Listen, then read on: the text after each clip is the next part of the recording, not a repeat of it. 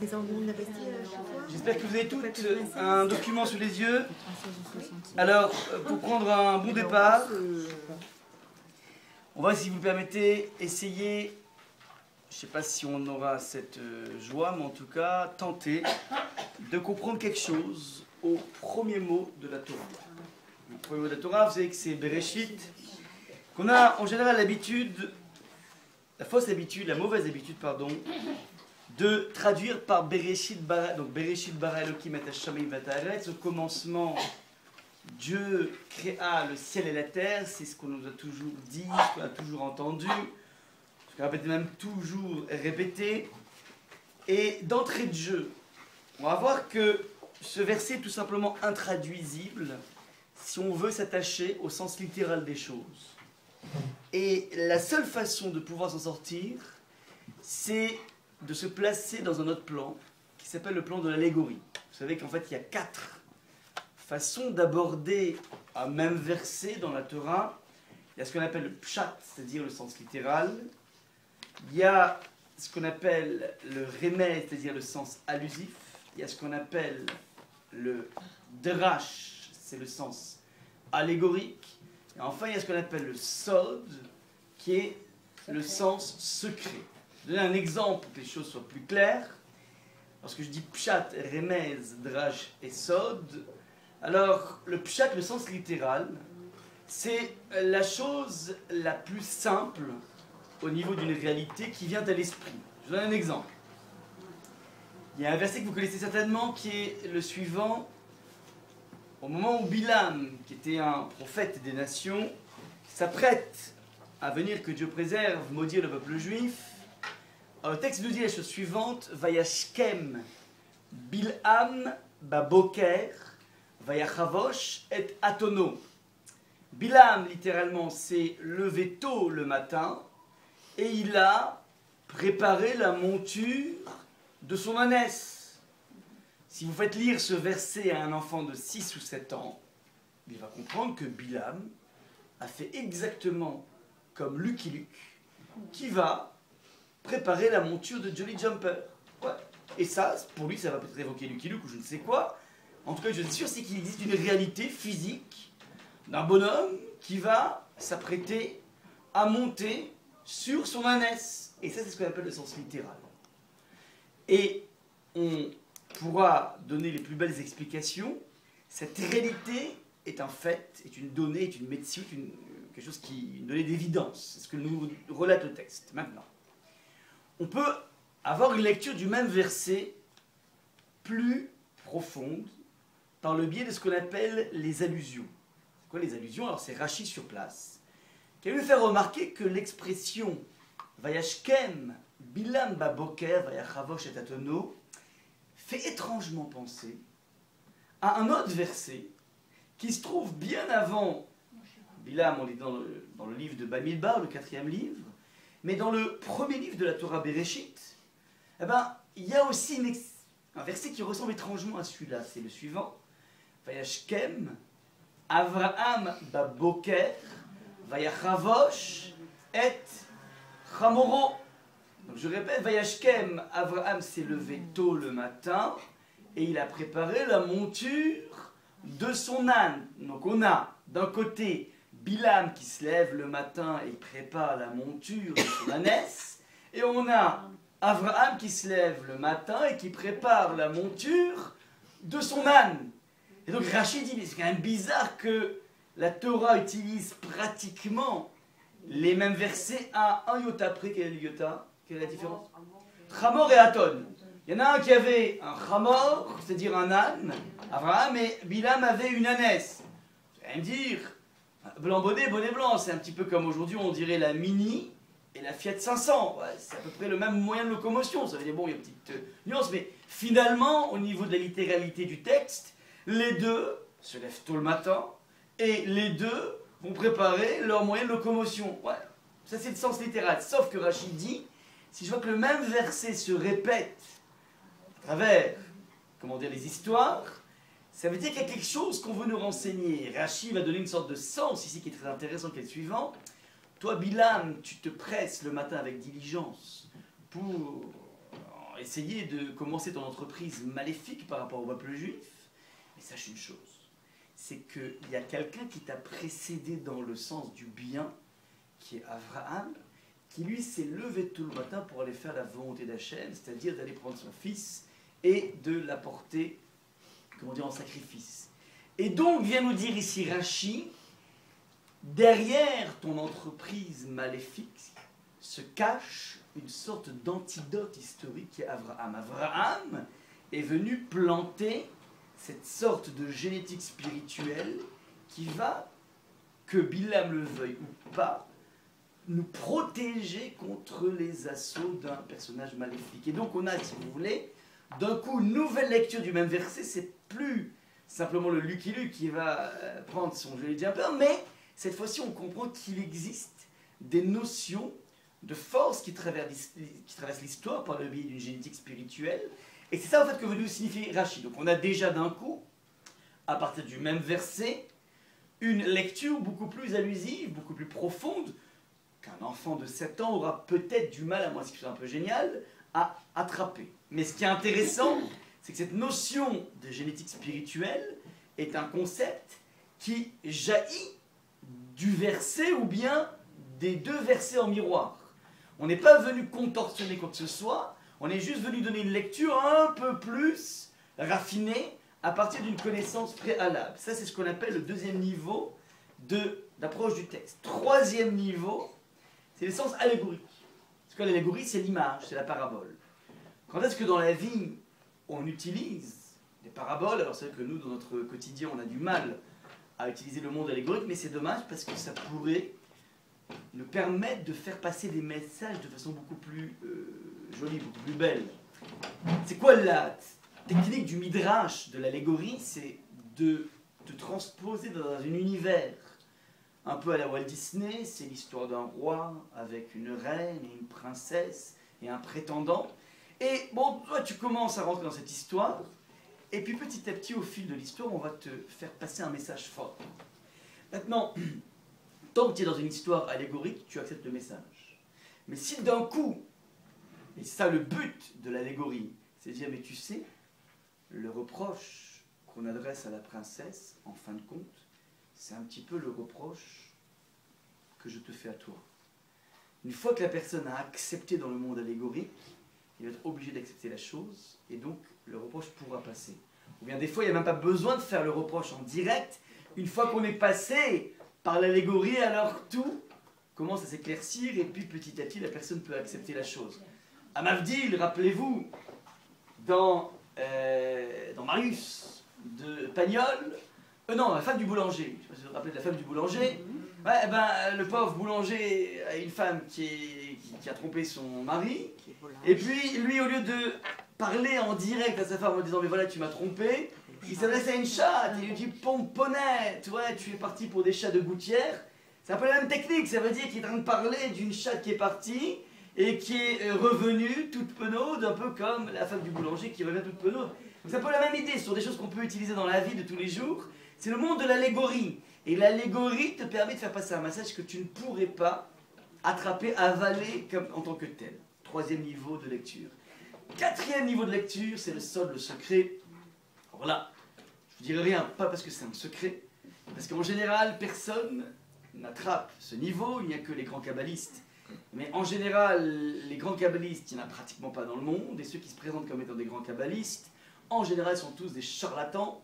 Donc, comme ça disait Rav Batzil de Bachaout, 95% des Mekoubalim sont des Zaïfanim, sont des, comment dire, des charlatans, ouais, c'est ce que je disais. Donc en général, il n'y en a pas, et quand ils le sont, ils ne le disent pas. Donc il y a apparemment, donc il y a, on sait, une lecture encore beaucoup plus profonde d'un même verset, qui s'appelle le Sod, le secret. Et le secret, donc c'est quelque chose qui part de l'axiome suivant, que chacun des mots de la Torah, donc du Sefer Torah, sont en fait des agencements de lettres qui chacune correspond, avec un agencement différent, à des tziruf et shemot, des formes du nom de Dieu. Ça veut dire qu'en fait, Bereshit bara Elokim et tu pourrais voir avec un découpage que seuls les kabbalistes connaissent, les noms de Dieu qui sont en train de défiler l'un après l'autre. Et donc bon, il y a une lecture extrêmement élevée, ésotérique, qui ne nous concerne pas, mais en tout cas ça fait partie des quatre niveaux. Petite parenthèse, si vous voulez avoir par rapport à ce même verset, pour l'expérience du verset, de Bilam qui va, comment dire, qui va préparer la monture de son ânesse. Alors le Maharal propose une lecture très très jolie par rapport donc à ce parallèle entre Abraham et Bilam. On a dit que le seul distinguo entre les deux personnages, c'est que l'un avait un âne et l'autre avait une ânesse. Vous allez me dire en quoi ça joue. On peut très bien imaginer que Bilam avait un âne, un jument, ou un gamal, ou un chameau, je ne sais pas. Pourquoi alors, le Maharal dit un truc exceptionnel. Il dit que l'irbosh, en hébreu, veut dire dans le contexte préparer la monture. Mais c'est la même onomatopée, c'est le même son que l'irvosh avec un kaf. L'irvosh, dans le contexte, est marqué avec un chet, mais on peut entendre avec un chaf, qui est l'irvosh, c'est quoi le kivouche? Kivouche, c'est la conquête. Littéralement, merci beaucoup.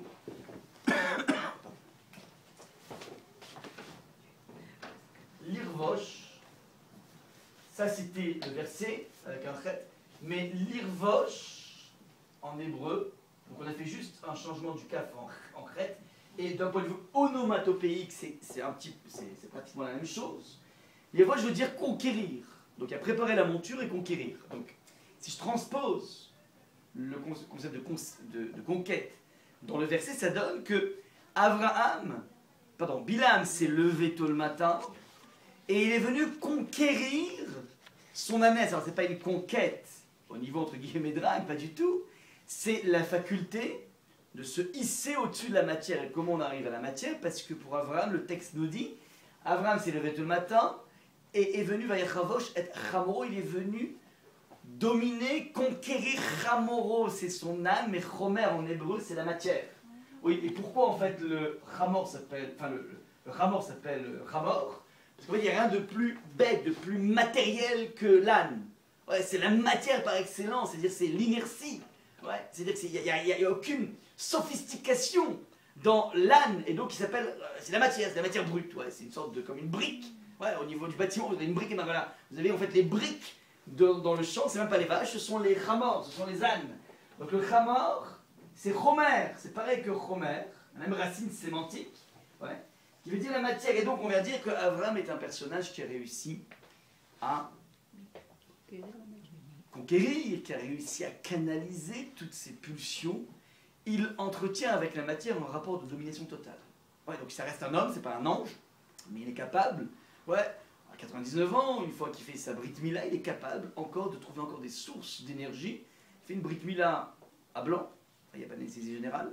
Troisième jour, c'est le jour le plus dur de la cicatrisation, il a 99 ans, il est capable de prendre son courage à deux mains et d'aller courir pour aller chercher des veaux pour honorer des invités qui n'étaient pas des invités illustres, des gens qui étaient des vrais idolâtres. Et donc ça c'est Avraham Avinu qui est capable de ne garder absolument aucune attache avec le monde de la pulsion. Mais on dit que Bilam lui aussi, Vayachavosh et Atono, lui aussi est capable de dominer et Atono, c'est son ânesse. Quelle différence? C'est que ânesse c'est féminin et Chamor c'est masculin. L'âne et l'ânesse c'est le masculin de l'autre. Et donc on vient dire la chose suivante, que chez Bilam il y a certes une faculté de domination, mais qui garde une zone de contact qui est exprimée par le féminin ici. C'est-à-dire qu'il y a encore une compatibilité entre masculin et féminin par le biais de l'attraction. Puisqu'Akadosh Baruch Hu a mis dans le monde de la nature le fait qu'un homme est attiré par une femme. Ça c'est partie de la loi de la nature.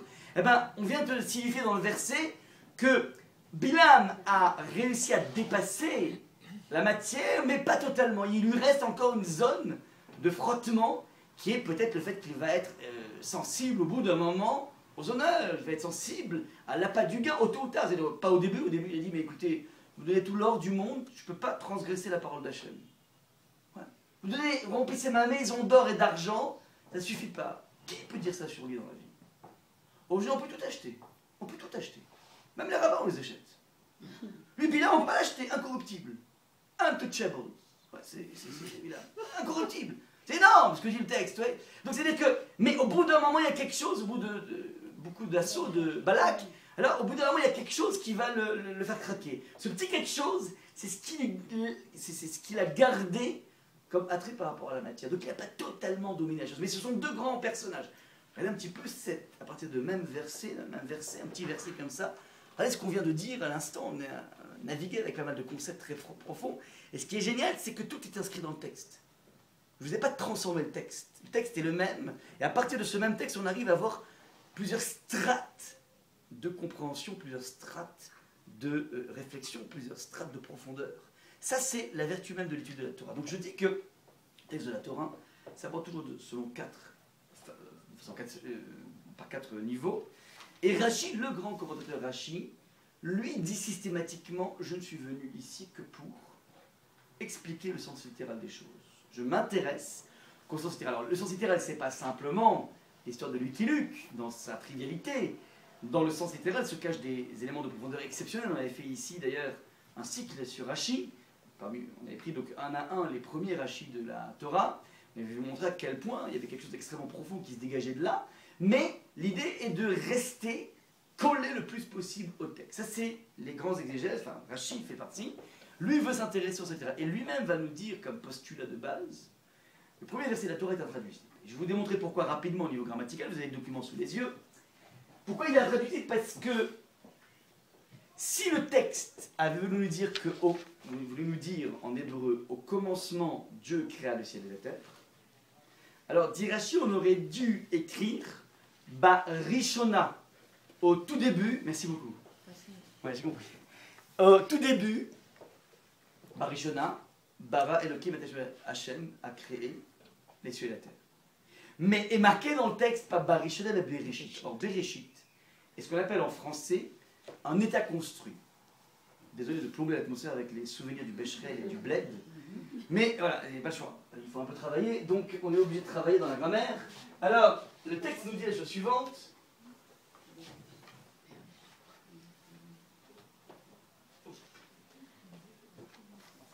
Bereshit. Bereshit, je vous ai marqué dans le document. On ne peut pas dire au commencement. On aurait dit Barishona. Rishon, c'est premier, au tout début. Mais le texte dit Bari et Bereshit. Et Bereshit, c'est un état construit. Ce qu'on a été construit, c'est au commencement de. Donc, littéralement, il est marqué dans la Torah, au commencement de créa Hachem le ciel et la terre. Je répète, au commencement de créa Hachem le ciel et la terre. Et vous voyez tout de suite, évidemment, un problème de syntaxe grammaticale. Après, au commencement de, je devrais attendre un nom, et je me retrouve avec un verbe. Donc, il y a un vrai problème ici, le grammatical. Donc, encore une fois, je répète, au commencement de créa le ciel et la terre, c'est pas possible. C'est inaudible.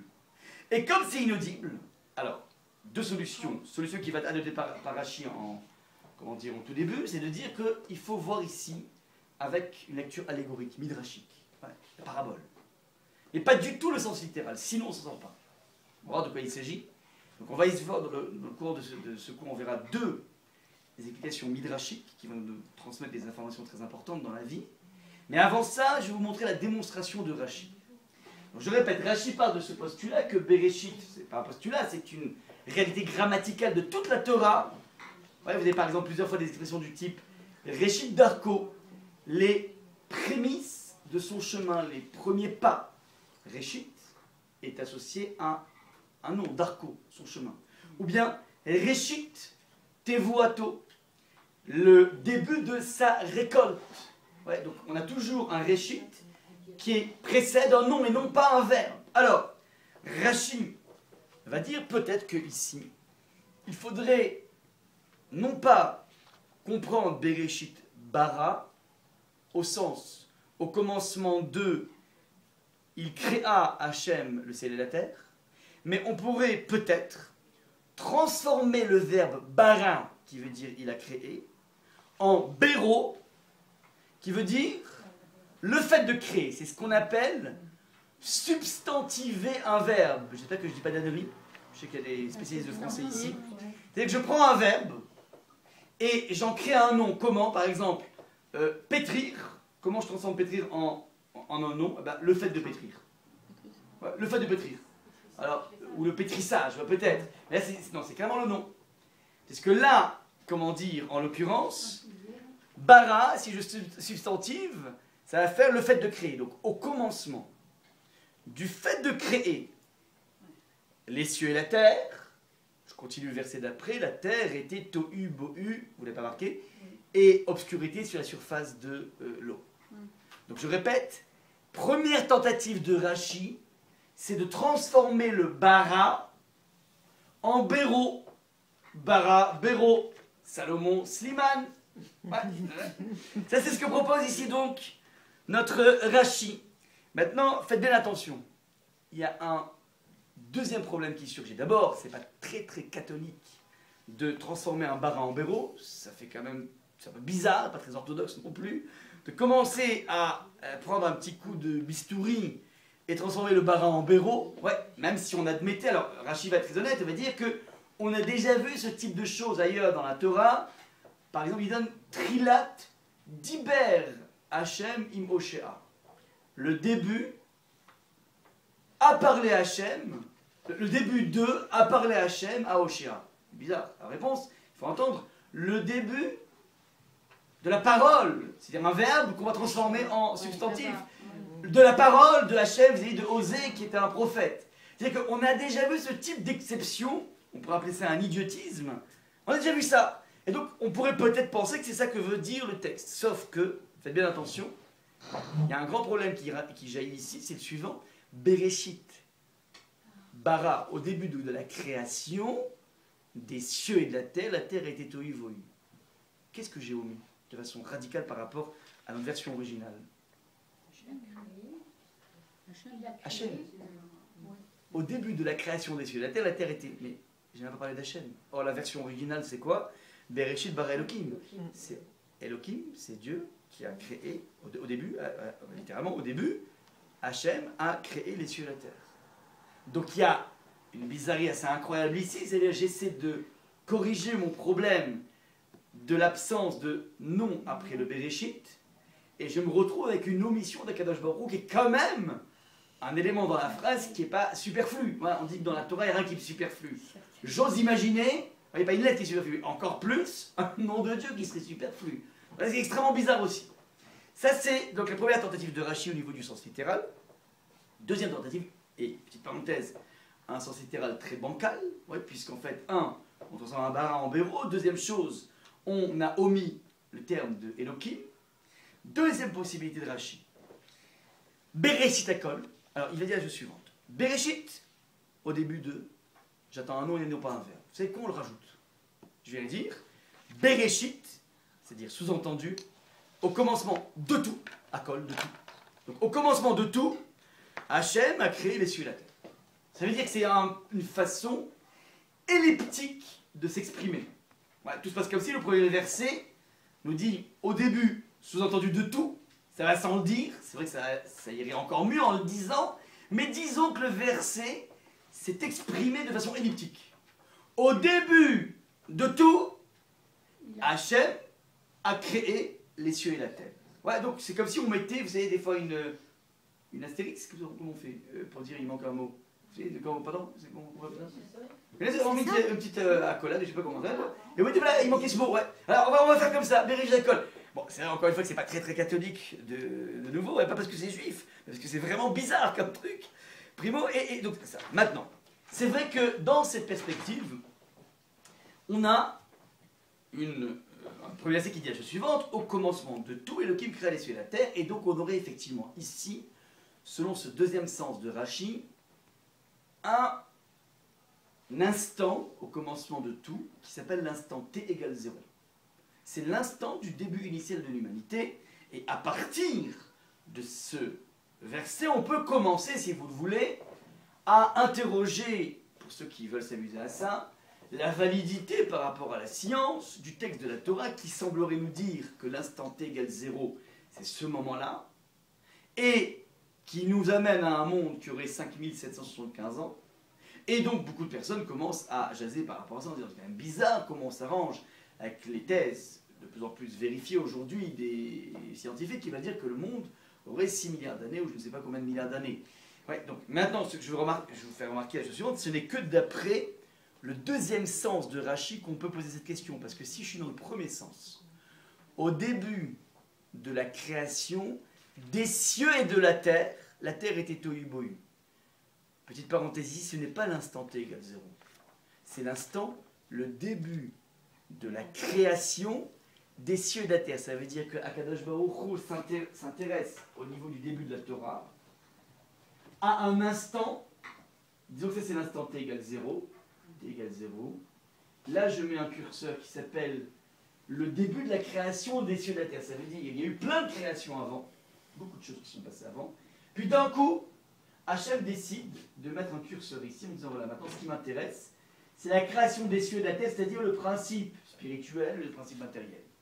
Voilà, une fois qu'intervient un homme avec une conscience, on pourrait appeler ici l'époque des hommes, qui me laisse ici un grand mouchoir avec des ailes, qui me laisse ici un grand espace, qui serait peut-être l'époque des singes, des dinosaures et je ne sais quoi. Oui, ça veut dire que par là, c'est que d'après le premier sens de Rashi, on n'a absolument aucun problème avec les thèses scientifiques. Ce n'est que d'après le deuxième sens de Rashi qu'on peut éventuellement commencer à interroger le texte par rapport à tout ce qu'on a entendu à droite et à gauche.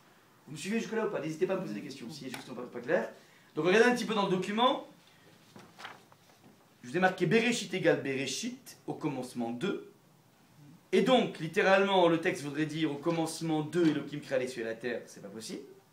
Donc, première solution A, Bereshit Bero, au commencement de la création des cieux et de la terre. On a substantivé le verbe. Petite remarque, Elohim est omis. De notre côté, ce n'est pas l'instant premier. Donc, avantage, inconvénient. Petit B, Bereshit Akol, donc dire qu'au commencement de tout, vous l'avez en vert. Elohim créa les cieux et la terre. J'ai mis en vert ce qu'on a rajouté, ce qu'on a transformé, pour essayer d'avoir un sens littéral. Effectivement, surtout avec l'instant premier, seulement, on a, dit Rashi, une double anomalie logique. C'est plus un problème de syntaxe et de grammaire, c'est un problème de logique, c'est-à-dire, Rashi va faire la remarque suivante. Le deuxième verset de la Torah, la terre était tohu bohu et obscurité sur la sur la surface de l'abîme. Verouar Elohim merachefet el penamaim. Et le souffle Elohim de Dieu planait sur la surface de l'eau. Ça, c'est la description du monde juste avant qu'Hachem dise dans le troisième verset, Yeyor, que la lumière soit. Donc avant qu'Hachem mette cette énergie de la lumière, le monde était une sorte de chaos.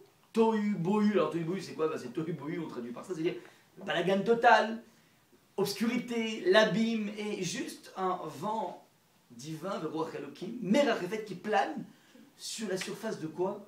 De l'eau. De l'eau. Or, quand on regarde, si toutefois tu voudrais penser que le texte t'enseigne une chronologie de création jour après jour, alors quand tu regardes la première mention de l'eau, c'est au niveau du troisième jour.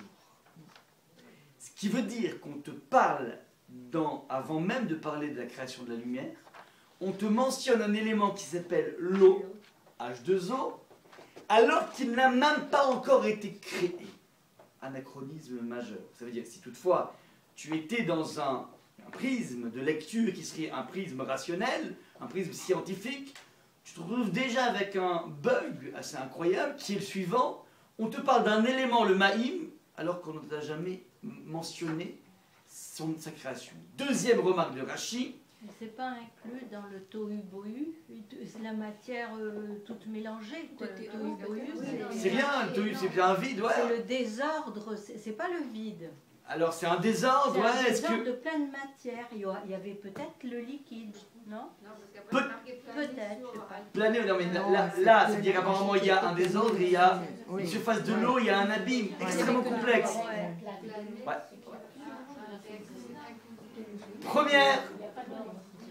Première donc, question logique de Rashi. Deuxième question logique de Rashi. Shamaïm, c'est quoi Shamaïm? C'est quoi?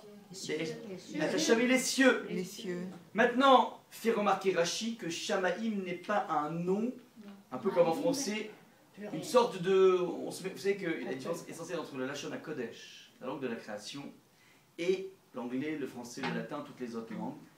C'est que, explique le Ran, Rabbeinu Nissim, il dit que les langues émergent par le biais d'un accord. Comment se sont créées les langues? Il y a des personnes qui étaient là, ils disent un, ils commencent à se mettre à parler, puis d'un coup, table. C'est quoi, on va appeler ça une table. Et puis on se met d'accord à appeler ça une table. Alors, une table, tiche, ouais, chacun va trouver sa déclinaison, mais est-ce qu'on appelle Askamat Ouma? C'est un accord national des nations. Le Lachon HaKodesh est une langue qui est adéquate à la structure même de la chose. Ça veut dire que, comment dire, lorsque je dis table, ouais, c'est parce qu'on s'est mis d'accord pour appeler ça table, on aurait pu appeler ça gorille. On s'était mis d'accord pour dire que c'est un gorille, tout le monde aurait appelé bah, le gorille chaise. Je vais mettre mes affaires sur le gorille. Ouais. Et c'est pas grave, quoi, après on s'arrange, c'est un problème de code, c'est tout. C'est que dans la Torah, Shulchan traduit l'essence même du Shulchan. Ouais. Il y avait un bonhomme qui s'était amusé à montrer que même il avait construit en fait un appareil qui permet de traduire en image un son. Et le bonhomme avait prononcé sur cette image, devant ce magnétophone, il avait prononcé le nom de Aleph, et il y a une structure qui est sortie qui s'appelle la forme du Aleph. C'est-à-dire qu'il y a une notion d'adéquation avec la structure, avec l'essence même de la chose. Alors ça c'est le propre de la Lachon HaKodesh. Donc la Lachon HaKodesh vient traduire l'essence des choses. Et le Shamaïm en hébreu, va nous dire Rashi, donne plusieurs explications, mais une explication c'est la suivante. Shamaïm, on entend ici au niveau onomatopéique, Esh Ma'im. Shamaïm, Esh Ma'im. Shamaïm, Esh Ma'im. Et Esh c'est le feu, et Ma'im c'est l'eau. Mais fondamentalement les cieux sont la résultante de, comment dire, de la rencontre entre le feu et l'eau. C'est la combustion de l'eau. Ça les cieux. Et donc, Shamaïm vient traduire la réalité chimique de ce qu'est les cieux. Les cieux, c'est finalement la combustion de l'eau par le feu. Donc c'est pas anodin, c'est-à-dire qu'on a respecté, si vous voulez, au niveau du nom Shamaïm, ce qui le constitue. Alors en français, ça veut rien dire cieux. Ouais, quand tu dis cieux, tu n'entends pas H2O avec feu. Ouais, tu n'entends pas les molécules d'eau avec l'étincelle, pas du tout. Bon, mais c'est un nom qui a été trouvé comme ça. Mais ce qui est intéressant, c'est que dans la Lachon HaKodesh, alors on respecte la chose. Ça veut dire que Shamaïm, c'est le feu et l'eau. Mais l'eau n'a toujours pas été créée. Pour qu'il y ait des cieux, donc il faut qu'il y ait de l'eau, mais l'eau en tout cas, n'a pas été mentionnée. Donc forcément, elle a certainement été créée, mais on ne te le dit pas. Donc ne t'imagine pas, lorsque tu vas voir son apparition au 3e jour de la création, qu'il s'agit ici de sa création. Et donc forcément, il n'y a pas de chronologie.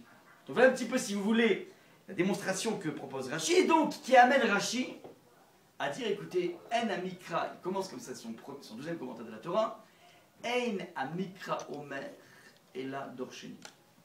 Donc Rashi prend la plume pour la première fois pour commenter un mot de la Torah, et il dit, ce verset ne peut pas être attrapé par autre chose que l'aspect allégorique, et non pas l'aspect littéral.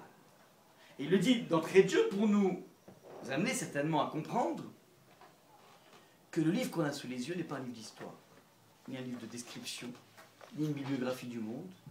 C'est un livre d'autre chose. C'est ce qu'il faut comprendre dans la démarche de Rashi, de nous dire que c'est impossible d'attraper quelque chose de littéral. Ça veut dire que tu es obligé de comprendre qu'il y a un message subliminal ici qui est en train de se défiler sous tes yeux, qui est autre chose qu'une simple description historique ou préhistorique du monde. C'est le premier axiome essentiel. Et qu'est-ce que c'est donc? C'est là maintenant qu'on arrive à la deuxième partie de notre cours. Au cours au Midrash, dit Rashi que Bereshit peut être compris de la façon suivante: B, non pas O, mais pour. Comme Bishvil, pour. Pour le Réchit, Hachem a créé les cieux et la terre. Ça veut dire quoi pour le Réchit? Réchit veut dire en hébreu commencement. Ça veut dire pourquoi pour le commencement, Hachem a créé les cieux et la terre. Réponse de Rashi, puisqu'on va rentrer dans le monde de l'allégorie.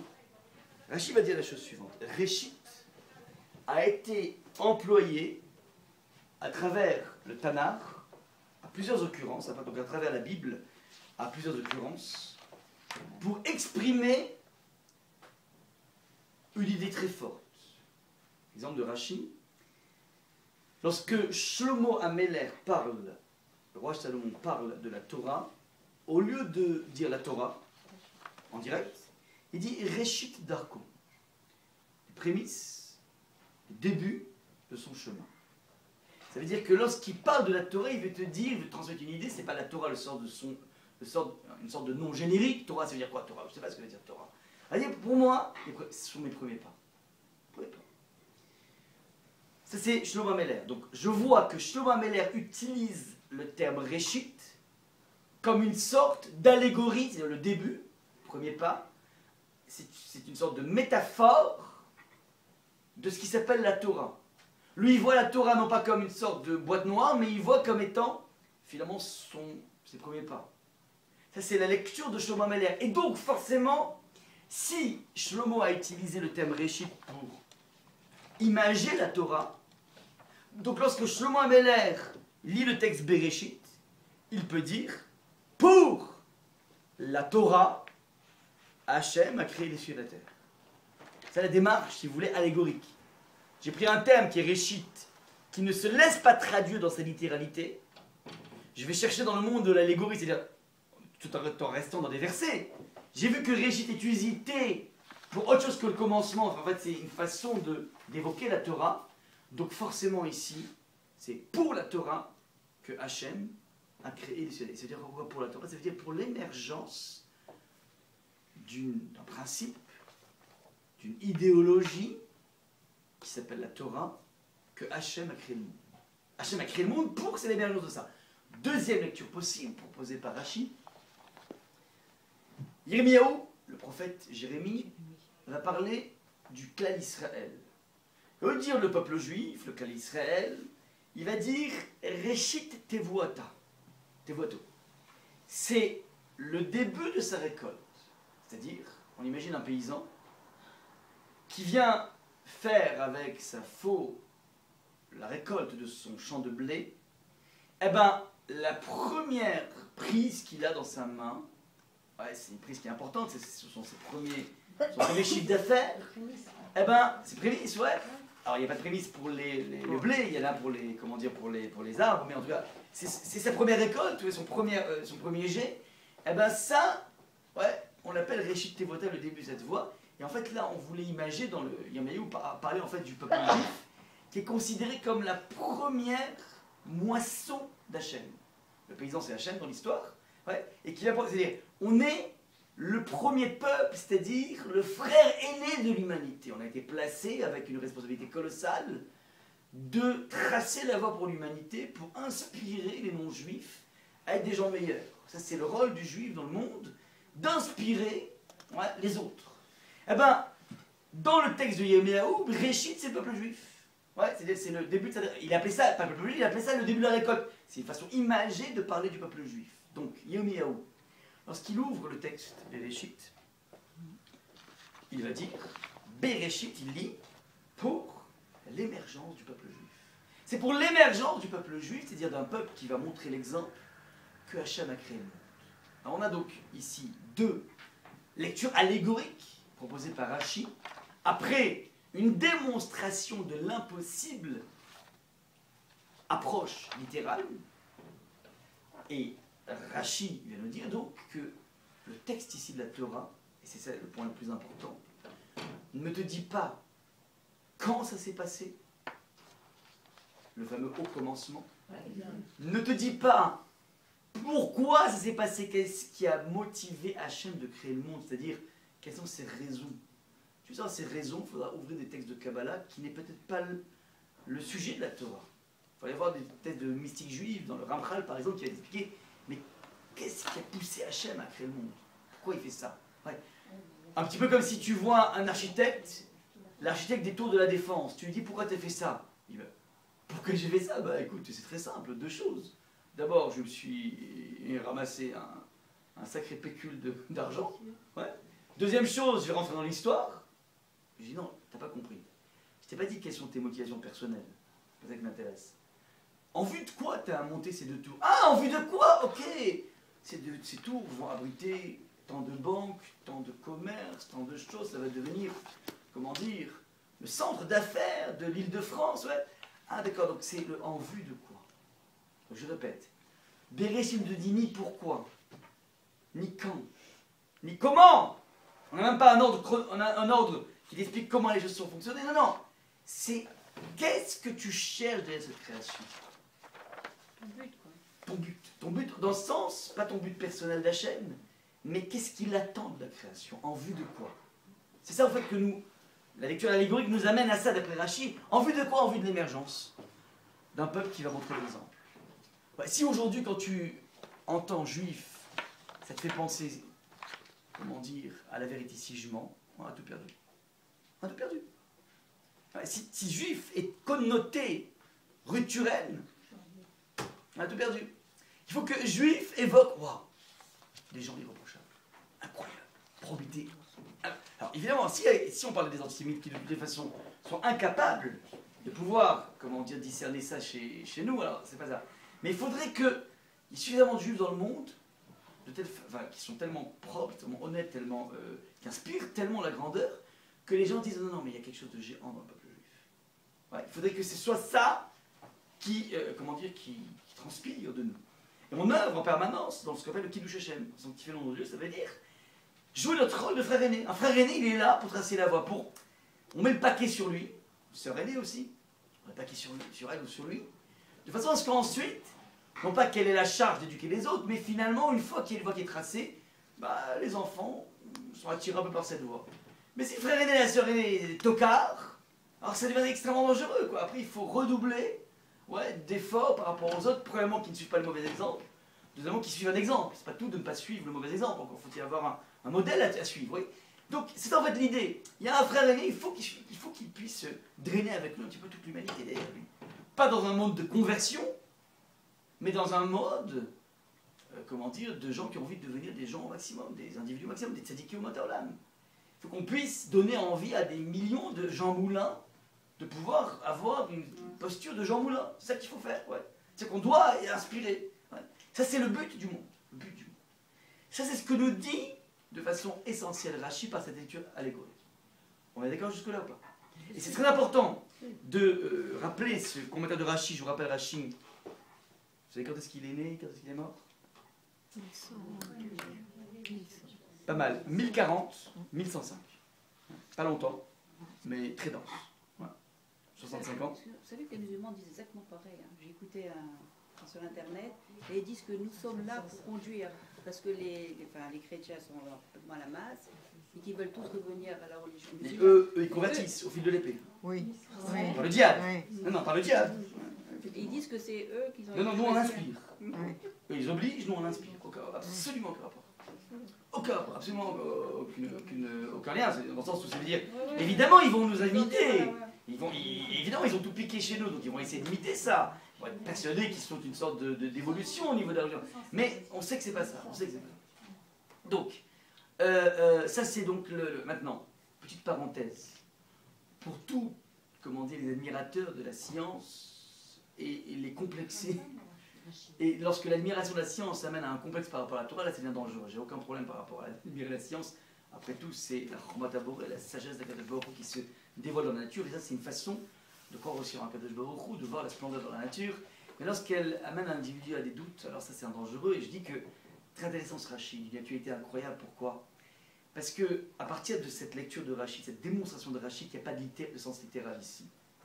Si demain tu viens avec ton prisme de scientifique et tu viens interroger la validité par rapport aux thèses de 6 milliards d'années, ainsi de suite, c'est comme si vous preniez une fable de La Fontaine et vous demandez à l'Assemblée nationale, avec toutes les personnes que vous connaissez, vous faites pression pour qu'on enlève définitivement La Fontaine de tous les manuels d'école primaire. Je ne sais pas s'il y en a encore en école, au collège, mais en tout cas en école primaire, il faut surtout protéger l'humanité des enfants de ce fou de La Fontaine. Pourquoi? Parce que, monsieur, je suis un scientifique, j'ai fait des études poussées. Et on va prendre par exemple l'exemple de Maître Corbeau perché sur un arbre. Mes études ont montré la chose suivante, que compte tenu de l'épaisseur des fromages à l'époque du Moyen-Âge, de M. Jean de La Fontaine, il serait absolument impossible, dans un bec de corbeau qui n'a jamais dépassé les 18 degrés d'ouverture, de pouvoir prendre dans son bec un fromage. Secondo, compte tenu de la densité des fromages de l'époque et du poids, il serait aussi impossible au corbeau de tenir sur cette branche sans battre des ailes, et donc il devrait trouver un point d'équilibre qui... Je lui ai dit, écoutez, monsieur, vous êtes bien gentil, mais Jean de La Fontaine n'est pas venu faire un exposé au niveau, au niveau de la zoologie. Ouais, et comment... Il est venu te donner une leçon de morale par rapport aux leçons de flatterie ou je ne sais quoi.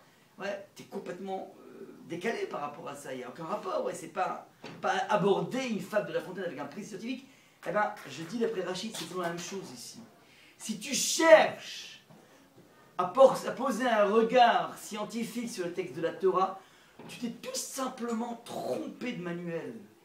Dans les mains, tu as un manuel et c'est ça qui est important. Rachid va nous dire, attention, ne te trompe pas quel type de livre tu as dans les mains. C'est pas un livre de biographie, c'est pas un livre de science, c'est pas un livre de préhistoire, ni d'histoire. C'est un livre qui est là, avant tout pour te convoquer à devenir quelqu'un de meilleur. Et tu devras systématiquement lire chacun des versets et de te dire, mais en quoi ça me bonifie, en quoi je peux grandir par rapport à ça.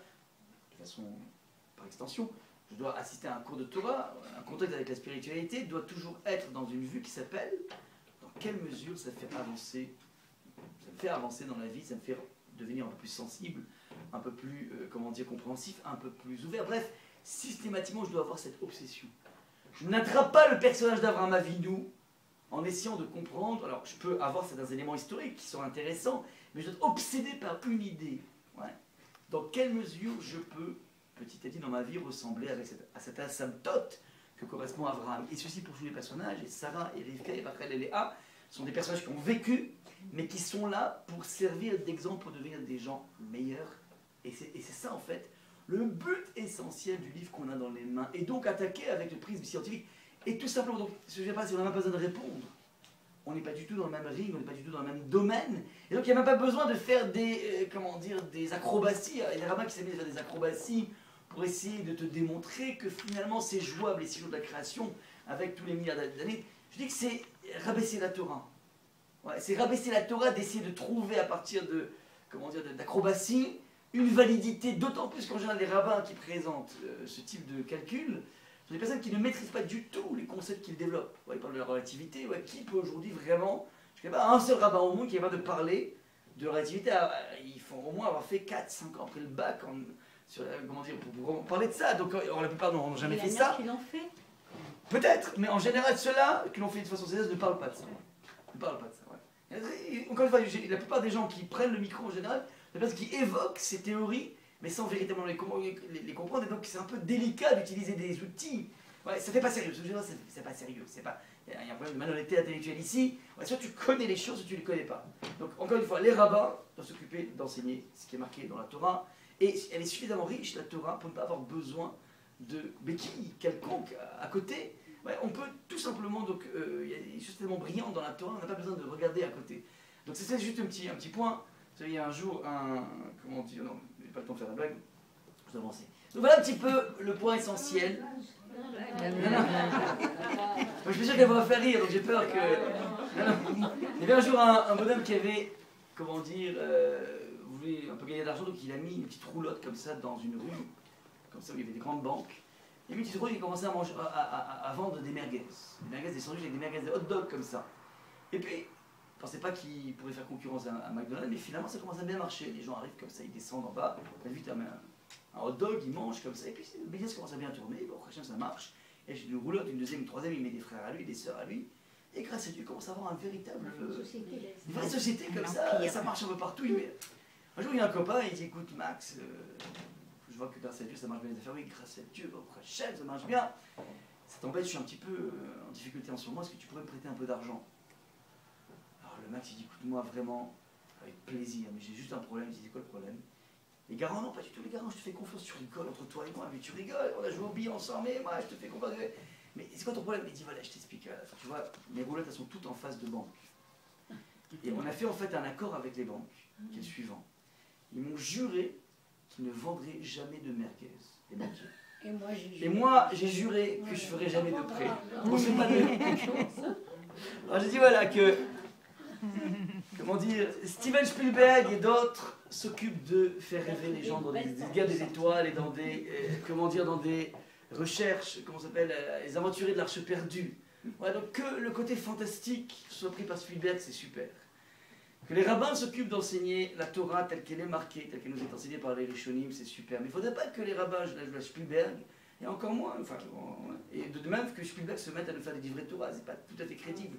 Chacun son domaine, ouais. Le fantastique c'est pour Spielberg, c'est les scientifiques qui essayent de faire le lien avec le Comment? maintenant. Il y a une scientifique qui a fait des hautes études en Italie qui a écrit sur l'ADN, et c'est un rap qui a Voilà.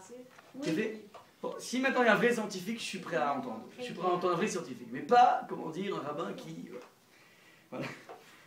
Voilà. Maintenant, deuxième point, deuxième lecture. Alors, puisque Rachid nous ouvre la porte du Midrash, je vous amène un deuxième Midrash. Ça va être, comment dire, cette deuxième partie, en fait, m'a inspiré donc de mon maître, Ravi Shurun, que je cite très souvent quand je dis mon maître, c'est toujours Ravi Shurun. En fait, vous pouvez trouver un article magnifique donc, qui est écrit dans un livre que je vous conseille d'acheter dans les éditions Lishma, qui s'appelle La Paracha et les lueurs du Midrash. Donc, c'est écrit par Ravi Shurun et qui est, je crois, je connais pas une personne comme lui en France qui a une telle puissance comment dire, dans beaucoup de domaines, je pourrais parler pendant des heures là-dessus, j'ai pas le temps, mais en tout cas, voilà, c'est un très très grand maître et qui habite à Marseille et duquel j'ai pu apprendre tout ce que je suis, je ne dirai pas pratiquement tout. C'est H-O-U-R-O-U-N. J-E-2-S-U-R-U-N. J'ai su. Vous trouvez sur Google, tapez sur Google, vous verrez. Non mais Shurun. Oui, Shurun. J-E-2-S-U-R-U-N. Alors, beaucoup de commentateurs ont montré qu'en fait Bereshit était intraduisible, qui va donner la liberté à la Gemara dans Sukkot, donc Tana des Rabbi Lou, donc la maître de la Mishnah, qui va nous dire que Bereshit, regardez dans le grand 2, petit 2, que Bereshit, c'est un mot qu'on peut décomposer. Et littéralement, nous propose Tana des Rabbi Lou, la maison de Rabbi Ishmael enseigne, Bereshit, ne lit pas Bereshit, mais lit Barashit. Hachem a créé le shit. Ça c'est ce qui est marqué dans Bereshit. Pardon? Faites blague, hein? C'est l'enseignement de la Mishnah, là, pendant la Gemara dans Souka. C'est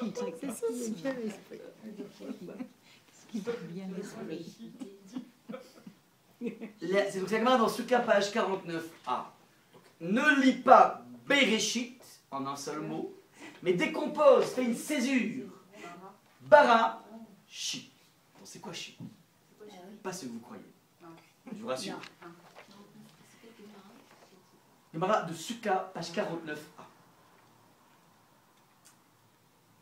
Shit, ça nous plonge dans l'univers du Beth Amikdash, du temple. Le temple, notre premier point, alors, on va voir c'est quoi au niveau technique, on va essayer de comprendre qu'est-ce que nous enseigne ce Midrash. Maintenant, il y avait donc dans le Beth Amikdash, dans le Mishkan aussi, puisque le Beth Amikdash est une réplique du Mishkan, le Mishkan, il y avait ce qu'on appelle un misbéar, un autel. Un autel, qu'est-ce qu'on faisait dans l'autel? On amenait des sacrifices, on faisait des combustions, on amenait des offrandes, et on faisait des aspersions. Ce sont les 4 activités classiques de l'autel pour donner à Hachem. Ouais, donc toutes les aspersions. Les des aspersions, comment dire, au niveau avec du sang, le sang de la bête.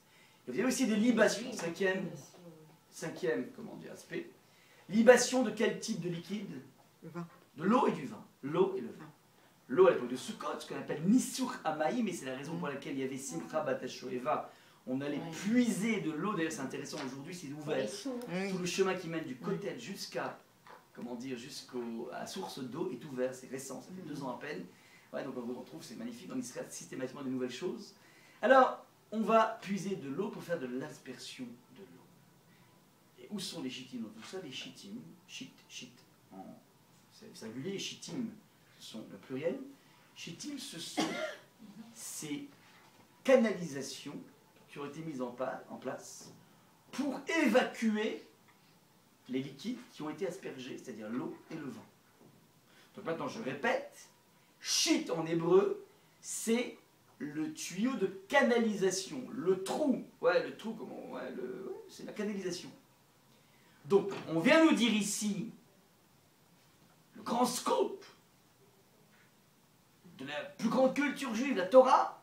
C'est quoi le grand scoop? C'est Akadosh Baruch Hu, Barachit, il a mis en place un système d'évacuation. Vous imaginez un petit peu le génie du plombier. Maintenant, je renforce encore plus l'étonnement, ouais, de dire que c'est ça, en fait, c'est ça le grand ridouche de Bereshit. Ouais, c'est complètement incroyable. Alors, je renforce encore plus en disant que il y a un midrash qui évoque ce concept de Shittim et qui précise deux informations.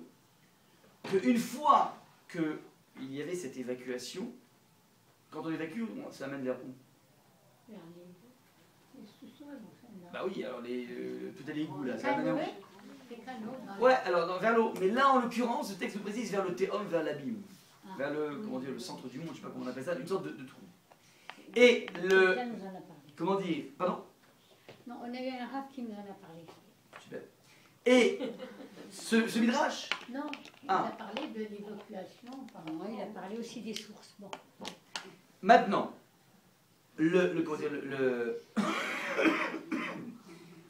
dans Shirachirim, le texte nous dit Mayafu pa'ama'ir bane alim bat nadif chamuki irecher kemo chalaim ma'aseye de oman.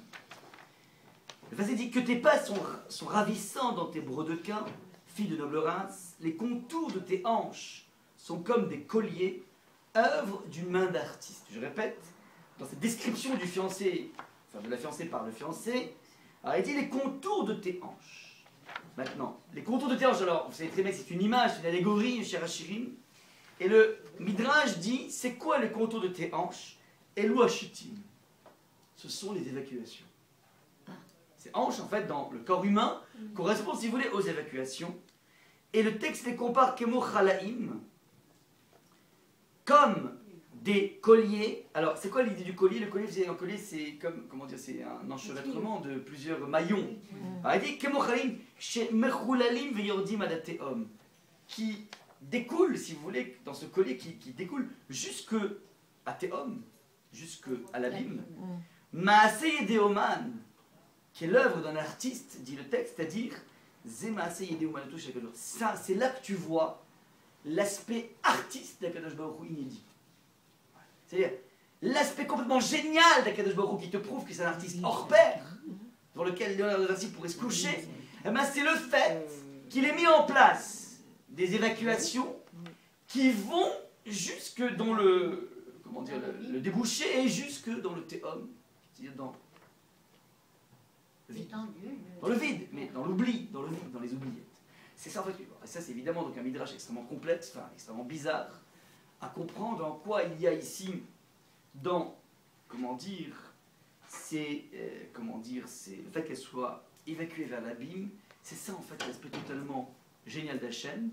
Et en quoi c'est ça, on vient de toucher ici, l'essence même, le génie de Bereshit. Bereshit, c'est le fait qu'Hachem a créé ces évacuations. Pourquoi? Pour l'eau et le vin, qui est un élément, après, enfin, qui est une construction après, purement technique, quoi. Ça veut dire qu'il faut juste dans la vie avoir des évacuations, puis c'est tout. Non, là, il y a quelque chose de génial qui se passe. Alors, pour comprendre ça, on va donner plusieurs pistes de réflexion, qui sont les suivantes. Il y a un verset dans Michelet, je vous ai marqué donc fin et début, qui dit ce suivante. Tov achari davar mereshito. Littéralement, la fin d'une entreprise est préférable à son début. On entend très souvent dans la vie, c'est toujours mieux la fin que le début. Ouais, comme au cinéma. C'est un truc, quoi, un Mavdim. Alors ça c'est une lecture classique, mais il y a une lecture plus recherchée qui va utiliser la particule que je vous ai marquée en vert. Tov achari davar mereshito. C'est comme mereshito. C'est pas mieux que, donc le même est soit un comparatif de supériorité, aniyoter gadol, mimcha, je suis plus grand que toi, soit c'est un élément de provenance, aniba mi Yerushalayim, je viens de Yerushalayim. Ici, on peut dire les deux. Soit on dit que la fin est mieux que le début, la lecture classique, la lecture plus recherchée qui est la suivante, Tov achari davar mereshito. Le bien de la fin ne provient que du début.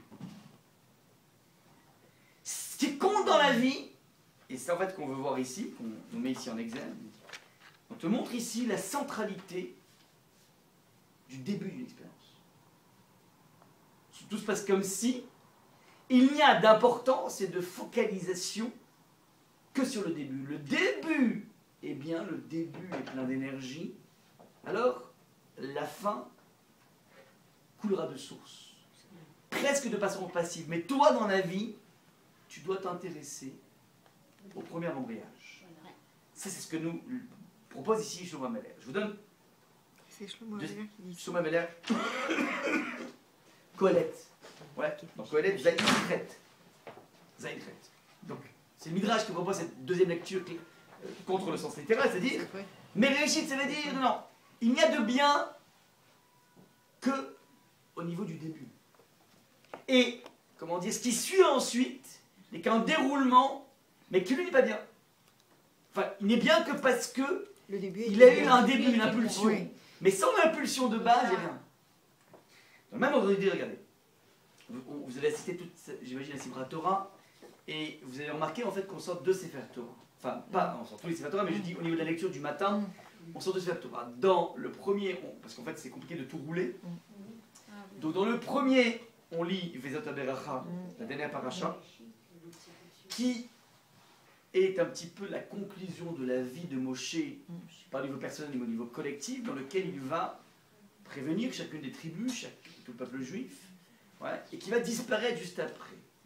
Et donc on lit les écoles d'Israël, donc on finit Vezot Aberacha, donc on finit là, les derniers mots, les derniers reproches que Moshe Rabbeinu, à l'issue de 120 années de vie, à l'issue de 40 ans de leadership du peuple juif, à l'issue de toute son expérience exceptionnelle, il donne le mot de la fin, le papa qui part et qui donne les dernières instructions à ses enfants. Ça, c'est le dernier moment. Et vous savez qu'au niveau halachique, on finit de lire Vezot Aberacha, on embraye immédiatement sur Bereshit, Bara Elokim et Hashem et Haaretz, sans dire de Kaddish. Normalement, lorsqu'on lit lorsqu'on sort deux Sefer Torah, il y a un Kaddish. Il y a là, il n'y a absolument aucune césure. Et cette absence de césure est due au fait, au niveau de la compréhension, tout se passe comme si toute l'expérience extraordinaire amassée par Moshe Rabbeinu, toute son intelligence, toute sa proximité avec Hachem, toute sa lucidité à attraper le bon reproche pour chacune des tribus, pour chacun des béné Israël, eh bien, il doit tout ça pourquoi? Pour Bereshit. Tout ça doit déboucher vers quoi? Vers un commencement. Il n'y a pas de coupure. C'est-à-dire que les aînés quand Israël, tout ça pourquoi? Pour entamer quelque chose. Peu importe quoi. Tout ça pour créer un début. Renouveler. Un nouveau, même pas un nouveau. C'est-à-dire qu'il y a dans cette absence de césure par le Kaddish, une volonté de te dire tout ce qui est important, c'est de commencer quelque chose. On va continuer. C'est pas tout ce qui est important pour permettre un bon début. Ça veut dire, mais plus que ça, c'est pas pour mettre un bon début. Parce qu'il n'y a d'intéressant dans la vie que le début. Regardez comment on va relire Bereshit bara Elokim et Hashem et Haaretz. Bereshit bara Elokim. C'est un début que Hachem a créé. Je répète. Hachem n'a créé dans ce monde qu'un premier pas. Bereshit, il n'y a que le début. Alors tout de suite. Rabbi Yaakov Omer, c'est un Mishnah dans Avot, on est petit à petit en train d'épouser l'idée, on va la découvrir au fur et à mesure. Rabbi Yaakov Omer, Aolam hazeh domé les prosdor bifnei Aolam haba. Rabbi Yaakov dit que ce monde ressemble à un vestibule face au monde à venir. C'est une parole de Chazal très classique, et très souvent qui est mal comprise, qui est comprise dans le sens, finalement, comment dire, on a, comment dire, un passage très rapide à faire ici, et ce qui va compter, c'est l'Olam haba. C'est une sorte de façon de se projeter sur l'importance du Olam haba. Oui. Eh ben, on peut lire de façon différente ce même parole de Chazal et dire la chose suivante, que tout ce monde-ci est le monde du vestibule. Dans le vestibule, tu passes juste ton temps à... Tu te changes, même pas tu te changes, c'est que juste tu t'apprêtes. Tu t'apprêtes à rentrer. C'est-à-dire que le monde d'ici est un monde de perpétuel vestibule, de perpétuel recommencement, mais non-stop. Il n'y a aucun achèvement. Et s'il y a achèvement, et si tu es dans l'achèvement, ça veut dire que tu es déjà dans une forme de mort. Il n'y a d'intérêt dans ce monde que cette faculté, mais c'est-à-dire, mais à comprendre que ce qui compte, c'est que le début. Et à la limite, c'est même pas la peine de penser au Lamaba. C'est même pas la peine de penser à, comment dire, je suis en train de m'apprêter à rentrer, mais j'ai même pas besoin de savoir où je rentre. Ce qui compte, c'est le vestibule. Ouais. C'est la préparation. Oui, mais c'est ça la vie. La vie, c'est une préparation perpétuelle. Alors, j'en reviens maintenant aux orifices, ces canalisations qui permettent l'évacuation vers la fin. L'évacuation de quoi? L'évacuation de l'eau et du vin. C'est quoi l'eau et le vin dans la Torah? Il y a deux symboliques fortes dans le vin. Pardon? La vie? Alors, effectivement, l'eau, on va. Mais je veux commencer par le vin, si vous permettez. Le vin, on sait toujours de Chazal que Veyaïn et Samach Levavenosh. Le vin est une substance, la liqueur, l'alcool, est quelque chose qui réjouit un individu. C'est une faculté, ouais, alors, de faire oublier certains soucis, de se mettre dans un certain état, comment dire, d'ébriété, qui permet de faire un petit peu le forcing de la joie. Quand un individu est triste, ouais, eh ben, il a une sorte d'amphétamine, il a une sorte de, comment dire, de béquille qui lui permet de forcer un petit peu, de faire un peu de forcing pour essayer de commencer à embrayer quelque chose de joyeux. C'est un petit peu le vin, c'est le monde de l'excitation de la vie. Ouais. Et c'est quelque chose qui n'est pas superflu. On a besoin dans la vie de fun. On ne peut pas vivre sans le fun, on ne peut pas vivre dans la vie sans quelque chose d'excitant.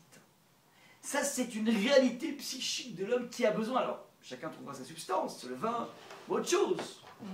Le sport, ça peut être la détente, ça peut être, comment dire, aller dans un musée, peu importe, mais on a besoin comme ça d'avoir, c'est vrai que le vin agit rapidement, on a besoin comme ça d'avoir des béquilles qui nous permettent de nous convoquer à sourire, nous convoquer à dégager une certaine forme de joie, cette forme de légèreté, ouais, et sans quoi c'est extrêmement dur de passer une vie dans laquelle il n'y a pas toutes ces,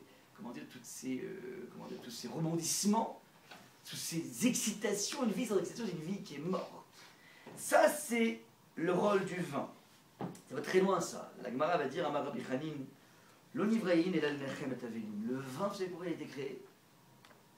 Il a été créé que pour une chose. Là, c'est intéressant, la première fois qu'on parle du vin dans la Torah, c'est quand? Avec Noé. Avec Noah. Oui. Ouais. Noah qui plante. Oui. Ouais. Ouais. Et à quel moment il a planté sa vigne? Après le déluge, après l'Apocalypse. Ouais. Alors la Gemara dit, je ne sais pas s'il y a Noah ou pas, en tout cas, elle dit, le vin est là que pour une chose, les nachem et avelim, pour consoler les endeuillés.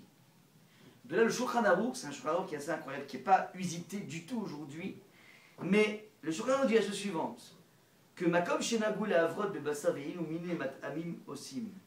Il y avait des endroits, dit le Shulchan Aruch, où lorsque une personne était endeuillée, on lui apportait de quoi manger de la viande et du vin. Alors nous, on a pris l'habitude que c'est interdit totalement pour nous, donc il n'y a pas de vin, il n'y a pas de viande. Mais il y a une tradition qui est rapportée par le Shulchan Aruch, qui n'est pas la nôtre, ouais, qu'on donnait du vin à un endeuillé. C'est quoi l'idée? L'endeuillé perd le goût de la vie. Il a perdu un proche. Il est tellement mal par rapport à la perte de ce proche qu'il peut même, il y a des interdits dans la Torah, on n'a pas le droit de se lacérer. Pas par rapport au suicide. Il y a des personnes qui ont tendance à se sentir responsables, même d'une mort naturelle. Ouais, ils veulent prendre sur eux une certaine douleur et donc ils vont se faire couler du sang. C'est interdit par la Torah. Ouais, il y a des choses qu'on n'a pas le droit. Pourquoi? Parce qu'en fait, d'aucune façon, tu ne peux prendre la responsabilité de la mort de l'autre. C'est Hachem qui... Ouais. Et donc, c'est interdit. Mais un individu que Dieu préserve qui est endeuillé, il perd totalement le goût de la vie. Il ne veut même plus croire au goût de la vie. Alors on lui donne une sorte de potion magique, on le convoque, on l'oblige presque à prendre du vin. Le vin et la viande, qui sont les deux ingrédients essentiels de la joie, qui sont en général obligatoires pour Yom Tov. Bassar ve'yahin. Ouais, alors je sais qu'aujourd'hui on n'est pas forcément des grands dégustateurs, on ne sait plus déguster, mais en tout cas il faut imaginer qu'à l'époque c'était ça, la joie de... Eh ben, même si c'est artificiel, c'est pas grave, ça t'enclenche quelque chose en toi. Ça c'est le vin. La puissance du vin, c'est le monde de l'excitation. L'eau, vous l'avez dit au début, c'est la vie. L'eau c'est la vie. Ouais, il n'y a pas un organisme qui ne comporte pas en lui la molécule H2O. Ouais, et on sait en fait aujourd'hui que comment dire, si on voit de l'eau sur la Lune, ça veut dire qu'il y a de la vie. Ouais, c'est l'élément essentiel de la vie, et qui peut procurer non pas une excitation, mais une sérénité. C'est le monde de la sérénité. Ouais. Une fois que personne n'a soif, si tu as très soif, il n'y a rien de tel que l'eau. Elle t'apaise. Ouais. Le coca, sympathique, c'est fun. Pas plus que fun. Mais l'eau, tu sens vraiment un apaisement absolument essentiel. Le vin et l'eau sont les deux sources essentielles du bonheur. Il y a un bonheur de sérénité qui est issu d'une sérénité, il y a un bonheur qui est issu de l'excitation. Ce sont les deux grandes sources essentielles du bonheur. Ce qui est assez incroyable, c'est que dans la vie, tu peux vivre des moments d'une intensité de bonheur ultime, notamment Sukkot en général, ces moments où on réunit justement ces deux types de libation. La joie de la sérénité, le zen, et en même temps le monde de l'excitation. On essaie de conjuguer. Et il y a des moments dans la vie où tu peux vivre ces deux choses. Mais ce qui est absolument atroce, c'est se dire que tu vis, tu peux être sur un piédestal assez incroyable, tu peux sentir un véritable nirvana, et puis tout peut s'effondrer avec une vitesse absolument colossale. Ça, c'est dans la structure même de la vie, et tu dis, mais c'est pas possible, mais c'est déprimant la vie. Je sentais comme ça, je me sentais tellement heureux, et ni une ni deux, avec une information, avec un regard, avec une attitude, tout s'est effondré. Mais pourquoi c'est tellement fragile? On se bat comme des malades pour être heureux. On utilise toutes les formes d'eau et toutes les formes de vin, et tu vois à quel point tout est fugace. Ça, c'est la réalité psychique du monde. Dans le texte dit, et ça en fait le génie, c'est la structure même du monde qui fonctionne comme ça. Akadosh Baruch Hu a créé des chittim, des évacuations de ces moments de bonheur ultime qui ne durent pas et qui vont s'enfuir vers le terme. C'est pas, tu ne peux pas les récupérer dans la mer, ils s'en vont. Alors tu dis, mais c'est quoi? C'est la déprime? Non, mon ami. C'est la convocation à sécréter une nouvelle dynamique permanente. On passe notre vie à redonner un sens à sa vie, et ceci tous les jours. On passe sa vie à reconquérir son épouse, à reconquérir son mari, à rééduquer nos enfants, et ceci dans une musculation de tous les jours. C'est ça en fait le barachit. Et la vie n'est goûteuse qu'à partir du moment où tu as compris que tu ne peux jamais t'installer. Ça, le chidouche de Bereshit. Bereshit vient te dire, barachit, que tu dois concevoir la vie que comme un préambule permanent dans lequel tu mets en permanence tout en place. Tout en place. Tout en place. Tu mets tout en œuvre. Tu réamorces tout. Tu réaffirmes ton adhésion à la Torah. Tu réaffirmes ta recherche permanente de l'étude. Tu réaffirmes ta recherche de bonification. Et tant que tu ne comprends pas que c'est un poumon permanent, tu risques de passer de l'autre côté de la vie qui s'appelle la vie de l'achèvement, qui est une mort de son propre vivant.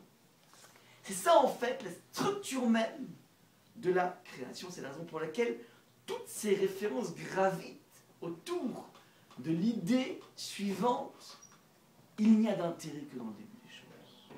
Non pas le bâclage des choses, mais le début des choses. C'est tout l'investissement que tu mets au début sans attendre de récolter les fruits, et sachant que de toutes les façons les fruits seront d'une éphémérité déprimante. Et donc qu'est-ce que tu fais? Tu remets en place en permanence ta détermination, ton engouement, ta pêche, et ceci de façon quotidienne. Ça, c'est ce que j'ai compris en tout cas de ce midrash tel que Jean nous l'a expliqué. Voilà un petit peu ce qu'on peut révélateur de l'ultime maîtrise de Dieu pour les chittim. Oui. En quoi le fait de tomber dans l'abîme, c'est ça veut dire que, comment dire, Akadosh Baruch Hu nous dévoile en nous indiquant que ces eaux descendent dans l'abîme. Il nous montre la voie de la structure même de notre fonctionnement. En nous donnant l'image, dans le misbéa, dans l'autel, de cette évaporation totale de ces zones de joie, des zones d'excitation, il nous indique le fonctionnement profond de l'individu.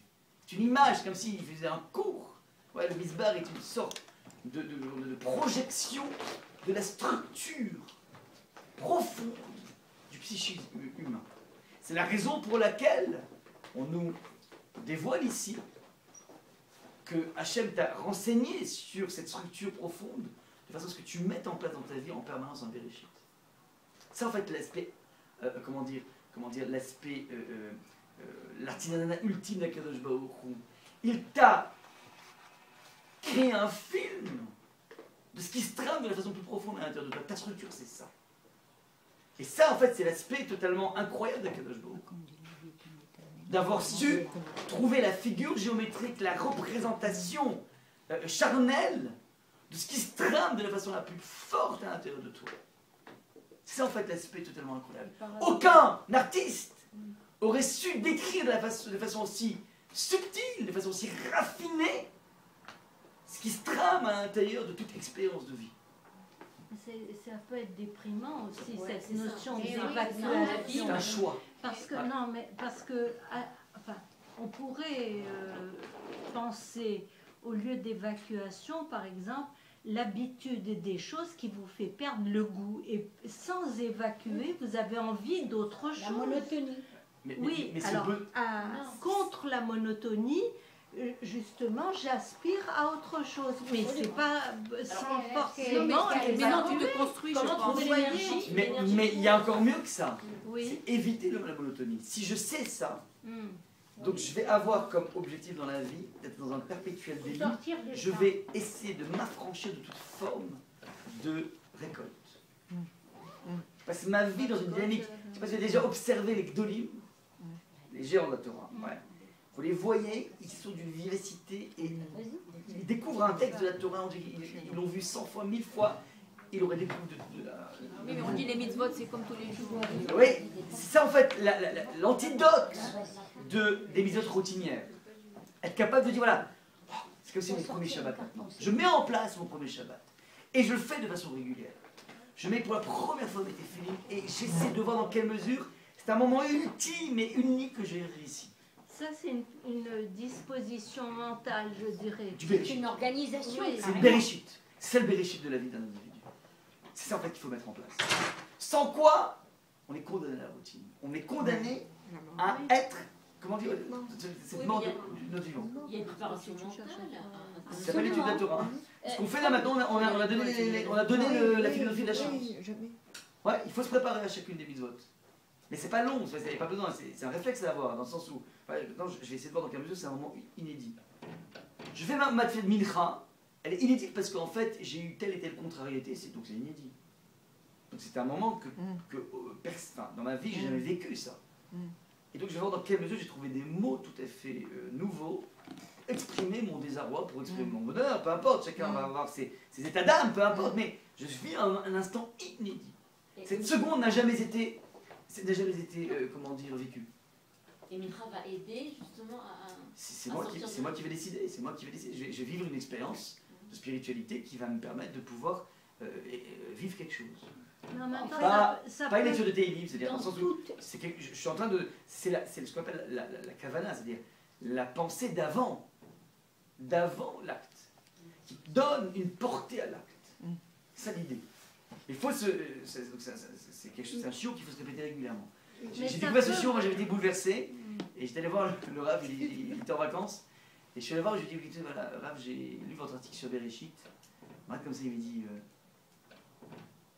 t'es pas calmé? Je lui ai dit, c'est exactement ça, j'arrive pas à me calmer. Il a souri, et voilà. Je suis allé voir spécialement, j'étais en vacances, aux Deux Alpes, il était dans les Alpes d'Huez, j'ai pris la voiture exprès pour aller lui dire, tellement j'étais chamboulé par ce... J'espère que j'ai réussi à vous chambouler autant que je l'ai été. En tout cas, c'est quelque chose de chamboulant. C'est dans le sens où il y a quelque chose de complètement incroyable qui est marqué ici. Et c'est ça, Bereshit. Toute la Torah de Moshe Rabbeinu ne débouche que sur autre chose, sur Bereshit. Pour dire une seule chose, c'est Bereshit. Mais en fait, tout ce qu'on entreprend, si on réussit bien le début, le ça reste coule dessus. suit. Ouais, mais reste le coule de reste source. n'a plus d'intérêt. Oui, mais Tov, ça vous déresponsabilise aussi. Non. Si vous vous mettez dans cet Non. état d'esprit en Non, disant non. il n'y a que le début qui compte, Ouais. eh bien, j'allais dire que vous n'allez pas au bout des choses. Vous Non. pouvez vous Non. passer à Je mets autre telle chose. impulsion que tout va découler, mais je ne m'intéresse pas à ce qui aura découle. quand même- Je vais encore réitérer quelque chose d'autre. Continuellement. En permanence créer. Il faut que ce soit un début continuel. Mais cette dynamique qu'on doit avoir tout le temps perpétuelle, Ouais. ça nous construit aussi. Ah bah oui, C'est bah le bien sûr, C'est le bonheur. Ça veut pas dire qu'on s'aime parce pas. que c'est toujours nouveau. C'est- Ça veut pas dire qu'on s'aime rien. on passe son temps à s'aimer. À semer, pardon. On passe son temps à semer. On passe son temps à semer. Et on n'est pas, comment dire, comment dire, mais le moment de la récolte est le moment d'une nouvelle semence. Oui. Permanente. Je m'arrête pas sur la récolte. Jusqu'à maintenant, on nous a appris justement à semer et pas commencer par le début. En général, enfin dans tous les cours, les cours n'importe quel, on commence et après, c'est même dans le rhino, tout ce qu'on va semer, tout ce qu'on va semer pour le rhino, etc. Il y aura le début, c'est clair, mais tout ce qu'on aura semé, ce sera quand même important. Ouais, mais une fois que j'ai un résultat, je continue à semer en permanence. Même Même avec les enfants. Ça veut pas dire que Jamais. ce que j'ai semé, ça sert à rien. Ah non, c'est sûr que non, non, non. Ça a son importance énorme. Mais évidemment, non, non, c'est pas une. Au contraire, je suis en train de dire que ce qui compte, c'est que la semence. Et après le reste, c'est pas grave. Non, non, ça veut dire. C'est pas grave de l'ignorer. Le reste va découler, mais je dois me focaliser. Il donne la racine. Je veux me focaliser sur la semence. Ce qui m'intéresse avant tout, c'est le début, semer. Je donne et j'ai semé, ben je continue à semer non-stop.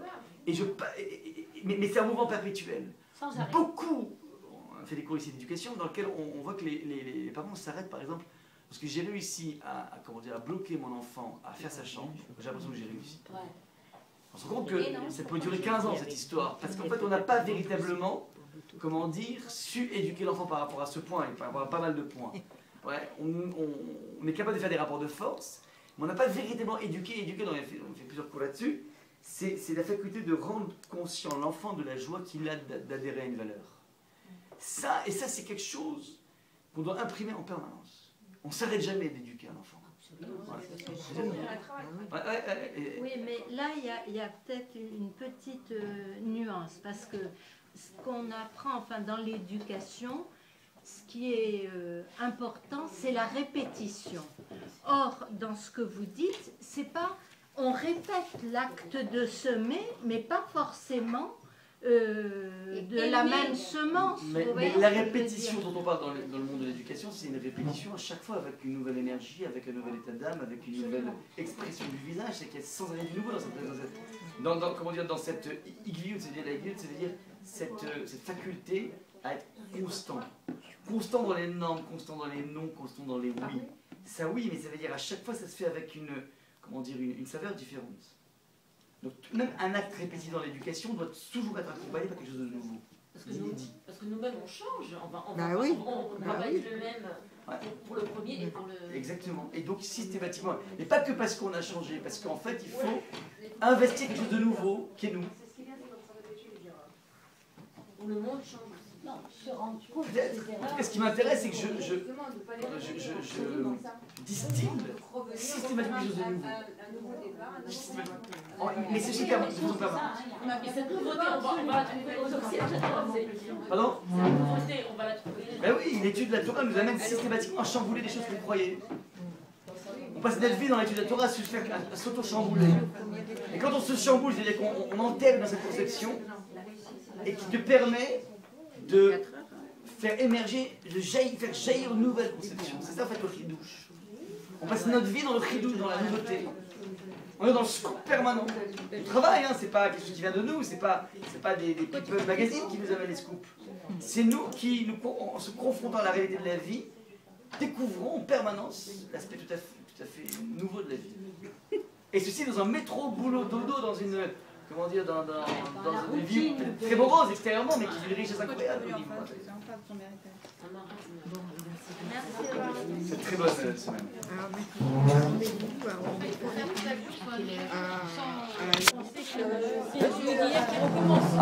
Non-stop, ouais. Hadashima Bekarim, en permanence, rendez-vous. Permanent, ouais. Il y a un rapport aussi, parce qu'il dit aussi, il dit pas le premier jour, il dit Yom Echad, jour 1. Alors, Yom Echad, il y a plusieurs explications. Yom Echad, parce qu'en fait, premier. Le Ramban va dire que, on ne peut pas dire premier parce qu'il n'y a pas encore de suite. On a une série de choses, 1, 2, 3, 4, 5, 6, je peux dire ça c'est le premier. Premier, deuxième, troisième. Oui. Mais Comme c'est le premier. le premier, il n'y a pas encore le pas si deuxième. avant. On ne sait pas ce qui se passe. Donc en fait, il est Echad, il est que 1. Puis Rashi a maintenant 2 explications, il y a pas mal de...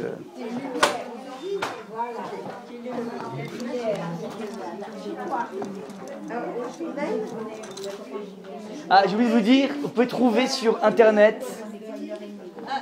Attends, le cours, ça se peut sur internet.